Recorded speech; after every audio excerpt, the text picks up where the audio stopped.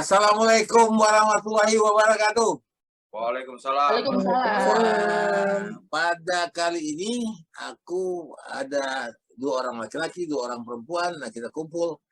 Nah, kita pikir nih mau ngomong apa? Polek sosbud. Wah, besar banget ya. Politik, ekonomi, sosial, budaya, gede banget. Kita mau main yang kecil-kecil aja.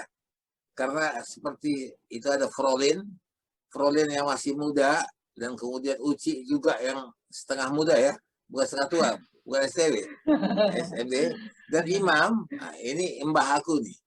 Nah, jadi kita kepingin ngomong yang ringan-ringan aja. Uci ini adalah wartawati dulunya, bertugas di istana, dan kemudian dia salah satu orang yang disebut sebagai penyintas sekarang, ya, survivor of the COVID. Ya, jadi kami banyak bercerita tentang pengalaman dia waktu dia menderita COVID itu, dan bagus sekali. Nah, Imam ini adalah wartawan juga dulu di Trijaya. Dia thinker, pemikir. Jadi dia banyak berpikir aja kerjanya, maka tidak heran kalau aku kurang berpikir. Jadi rambutnya masih ada. Nah, Imam dan Uci ini adalah Frolin. Ya, aku tahu dia dari kecil.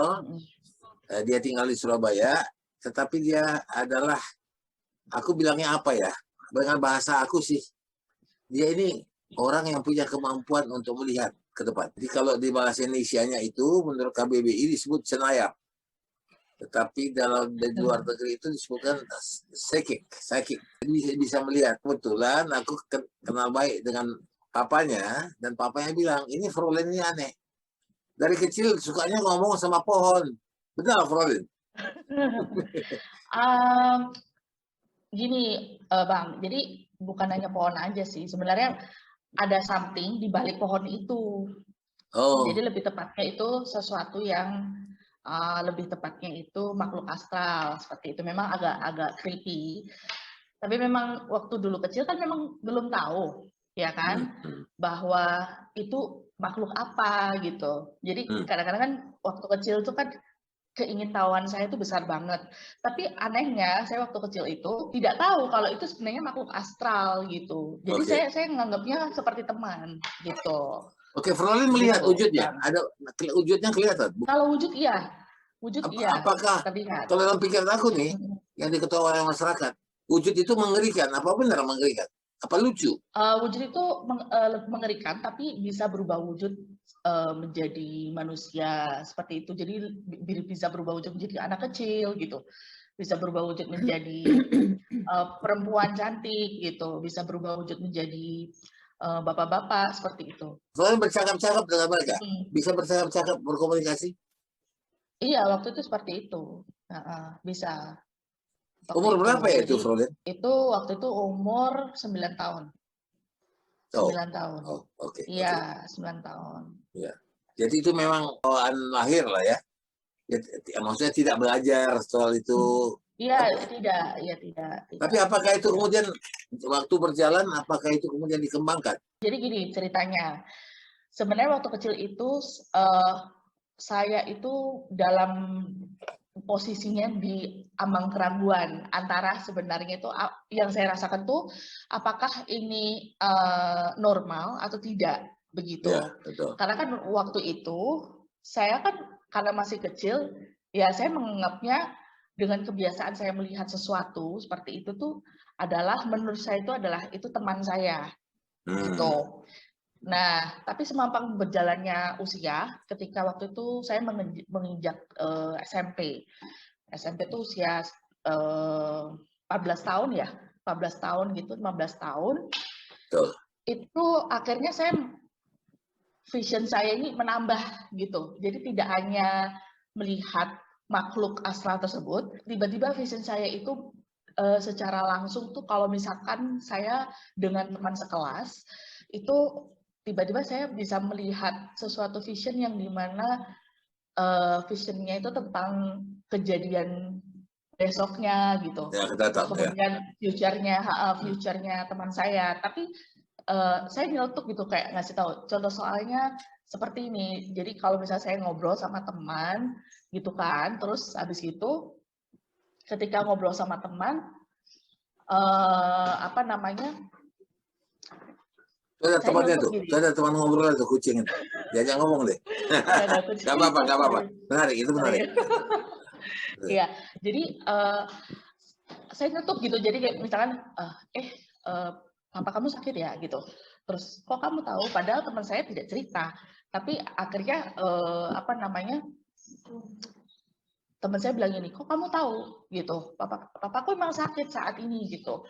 Terus saya bilang gini, pokoknya kamu tuh rawat ya, jaga papa kamu, karena masalahnya gini, masalahnya papa kamu itu untuk kedepannya sepertinya kesembuhannya ini apa namanya, kesembuhannya ini lama. Saya bilang gitu. Saya tidak mengatakan itu dia akan meninggal atau gimana gitu ya, tapi saya bilang kesembuhannya akan lama.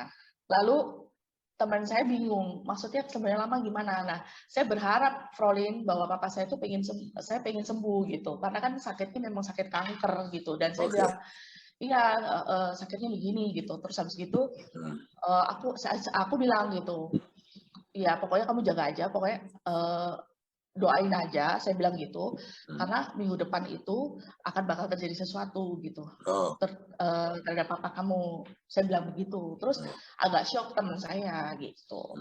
Terus ternyata beneran Bang. Jadi minggu depannya itu ternyata bapaknya tidak bisa diselamatkan lagi gitu. Bahaya tuh, bahaya. Saya jadi takut. Iya, saya jadi takut. Ya. Jujur saya takut kan. Karena saya merasa bahwa itu di ambang keraguan saya. Karena apa itukah normal, apa itu tidak normal, begitu. Nah, karena saya masih remaja posisinya dan saya tidak tahu apa yang saya rasakan, lalu saya mencoba untuk curhat waktu itu sama guru agama Islam saya yang kebetulan juga bisa melihat, begitu. Beliau juga punya kemampuan. Lalu ketika selesai pelajaran itu saya banyak cerita gitu apa yang saya rasakan. Saya bilang gini, saya tuh takut Pak, saya bilang gitu, saya takut Pak, karena masalahnya ini posisinya saya tuh normal, tidak normal, begitu. Karena saya takut juga, karena setiap kali saya tuh kayak nggak jadi manusia normal, karena selalu kalau kemana-mana tuh selalu diikutin sama makhluk astral. Iya. Barangkali Uci bisa ingatkan aku ya, atau Imam, ada satu film begitu, yang mereka mau berangkat satu sekolah sama kawan-kawannya naik pesawat, dia keluar dari pesawat, dia bilang ini akan meledak, dan itu memang kejadian, dan mereka kemudian dikejar-kejar oleh kematian itu. Final Destination namanya. Final Destination, ya baru ingat. Final Destination. Sama itu yang anak kecil yang di filmnya Bruce Willis yang The Sixth Sense itu. Sixth Sense. Ya hampir mirip lah seperti itu. Iya. Seperti itu. Ini satu hal yang menarik ya. Sebetulnya ini kalau dipupuk ya, kalau kemudian diperkuat lagi, barangkali ini juga cukup baik ya. Banyak orang yang tidak percaya pada ramalan ya. Tetapi kita nggak bisa bilang itu no kepada ramalan. Karena sesuatu itu tentu ada tanda-tandanya. Apa yang akan terjadi, itu selalu ada tanda-tandanya. Itu adalah sinyal-sinyal yang diberikan Tuhan, katanya begitu. Bahkan dulu ada yang terkenal, seorang Nostradamus, ya dengan kuatrin-kuatrinnya, itu bisa meramal sampai ratusan tahun ke depan. Bahkan sampai sekarang, kata orang bilang, Nostradamus itu, dia punya, aku katakan istilahnya apa, perkiraan, atau dia punya praduga atau apa tuh terbukti semua. Cuman cara mengartikan dia punya kuatrin itu memang sulit, karena selalu ada dualisme arti di dalamnya. Tapi beginilah, kalau sebelum kita terlampau jauh untuk hal-hal yang di luar akal pemikiran kita yang logis ya, yang tentu enak juga sebetulnya. Tapi aku ingin mengkaitkan begini dengan kehidupan kita sehari-hari. Frolin ini kan masih muda. Dengan adanya Frolin di sini, aku jadi perasaan muda juga nih, Mam. Mudah-mudahan Imam juga tambah muda, Suci tambah muda. Aku melihat begini, ke depan ini bagaimana kita tidak usah besar-besar, nggak usah bicara ekonomi, politik, kita bicara dunia milenial aja, ya. Dimana dulu waktu kita masih SMA itu kan yang kita punya itu adalah buku, cinta, dan pesta. Kemarin itu aku lihat di Imam ini juga dia punya INRP, ya dia punya YouTube. Ada satu cerita yang agak menarik, sebenarnya itu bisa jadi perhatian, walaupun itu sebenarnya aku gak tertarik, tapi oke lah, good. Yaitu tentang bagaimana seorang Felicia, seorang gadis keturunan Cina, Ya, kalau disebutkan itu peranakan ya, peranakan. Ya, oke. Kemudian terlibat asmara dengan seorang pemuda Indonesia yang sebenarnya itu biasa saja, tetapi karena anak Indonesia ini adalah putra presiden, itu jadi viral, jadi heboh kemana-mana. Barangkali Imam bisa cerita, Mam, bagaimana kau bisa berhubungan sama ibunya Felicia, sama Felicia? Ya awalnya sih aku ada channel INRP ini memang mengkhususkan berita-berita gosip ya. Karena berita gosip kan biasanya viewersnya, penontonnya banyak, Bang. Ya. Ya bahasa zaman sekarang ya mungkin pansos kali ya. Tiap kita bikin berita tentang ini apa namanya, tentang selebritis, pasti beritanya banyak yang nonton. Ya. Nah, suatu ketika aku membaca dan mendengar berita tentang asmaranya Kaisang dan Felicia ini. Lalu aku follow lah ibunya Felicia di IG itu. Aku berapa kali DM, aku ajak ngobrol, aku minta untuk wawancara. Dia menjawab, dia nggak bersedia, dia paling hanya membuat semacam rilis ya, yang diupload di channelnya Felicia itu. Yang pertama kan kakaknya marah-marah, Bang. Nah, itu yang menghebohkan itu. Itu lumayan membuat geger lah. Ya, kalau dilihat kasusnya sih kasus sepele, kasus anak-anak lah, kasus yang nggak begitu penting buat kita. Tapi kan. Tapi bagi aku itu agak penting karena ada cinta di sana. Aku selalu mandang cinta itu penting. Ya gitu. Nah karena ini YouTube kan, dunia sekarang kan dunia digital. Apapun yang diupload yang berbau sensasi pasti menarik penonton untuk mengetahui. Lalu aku upload lah itu satu video yang marah-marah tuh, yang sampai saat ini memang berapa channel juga mengupload ulang dengan penonton yang lumayan banyak. Ya. Lalu setelah itu entah bagaimana kan keluarga Jokowi juga kan mempunyai banyak fans ya. Ya. Yang mungkin marah, yang mungkin merasa ini masalah pribadi aja, lalu bawa-bawa ke media sosial. Dan aku juga lihat di beberapa kolom komentar, baik itu di YouTube, baik itu di IG, itu kayak semacam diserang gitu. Ya bahkan sudah menjurus ke masalah pribadi, masalah SARA, gitu kan. Dan ya kalau aku sih sebenarnya seneng aja. Oh gitu. Iya, betul.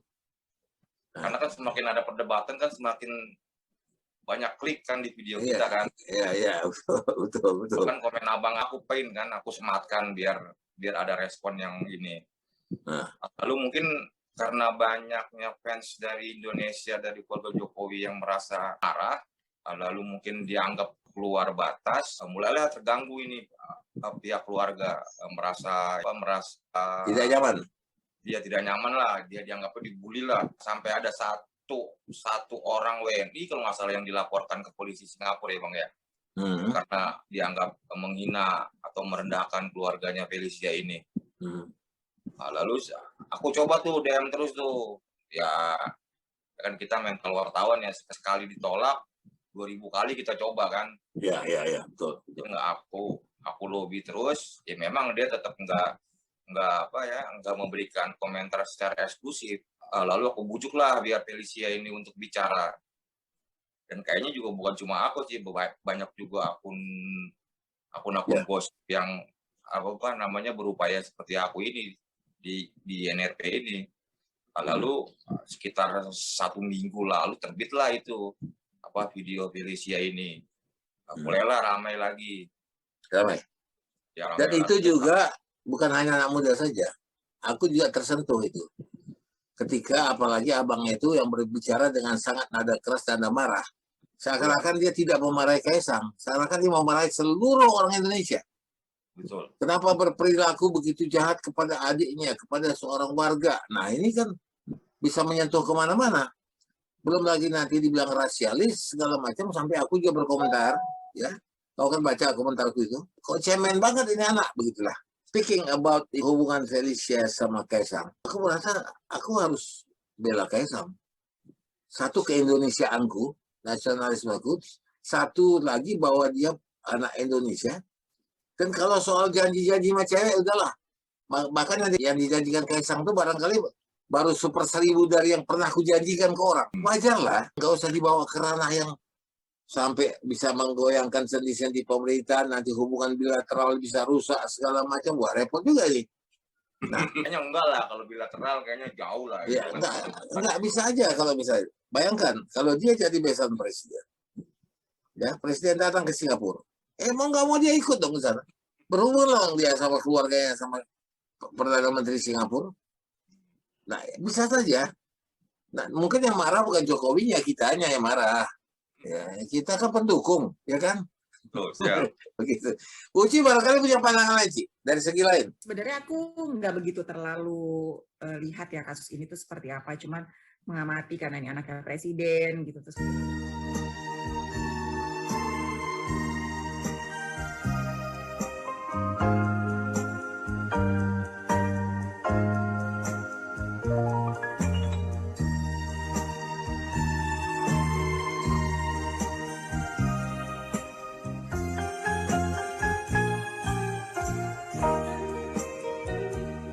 Goodbye my love, kasihan ku cinta.